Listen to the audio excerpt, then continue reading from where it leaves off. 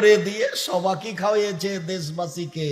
খালা ফুফু বলছে, বেটা তোর তো টাকা পয়সা আছে বেটা, তোর বাপ মারা গেল, একটু মানুষকে খাওয়ালি না বেটা?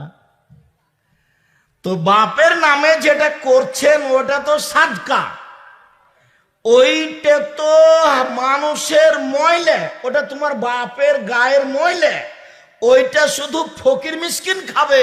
তো তোমার আর এক চাচা এসেছে 5 কোটি টাকা দামের গাড়ি চড়ে, সে এই ময়লা খাবে কি করে? হ্যাঁ বেটা, খাবে কি করে? তুমি বেটা মাস্টার ডিগ্রি পাস মূর্খ হয়ে গেছো, তার জন্য ধর্ম মূর্খ হয়ে গেছে বেটা, ধর্মকে পাগল পেয়েছ। 40 দিনের দিন তুমি গরু জবাই করলে কেন? তার মানে তুমি শিরক করেছ।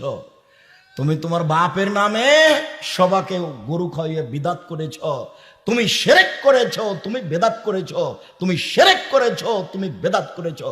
আমি আব্দুর রাজ্জাক বিন ইউসুফ বলছি, কিয়ামত পর্যন্ত আর বয়স পর্যন্ত সময় থাকলো মরা মানুষের নামে গরু ছাগল জবাই করে খাওয়াই দিতে হবে। এটা প্রমাণ হয়ে গেলে আমি আব্দুর রাজ্জাক বিন ইউসুফ জিন্দেগি তার কোনোদিন কথা বলবো না। বাপ মরে গেছে, কিছুই যদি বলতে না পারো তাহলে বলবে আল্লাহ আমার বাপকে ক্ষমা করো, এটাই তোমার বাপের জন্য অনেক।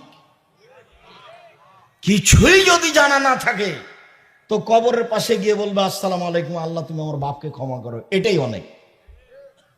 আর যদি পারো তো ফকির মিসকিনকে টাকা দাও, আর যদি পারো তো অসহায় মানুষকে কাপড় কিনে দাও, আর যদি পারো তো ভালো আকীদার প্রতিষ্ঠানে একটু পানির ব্যবস্থা করে দাও।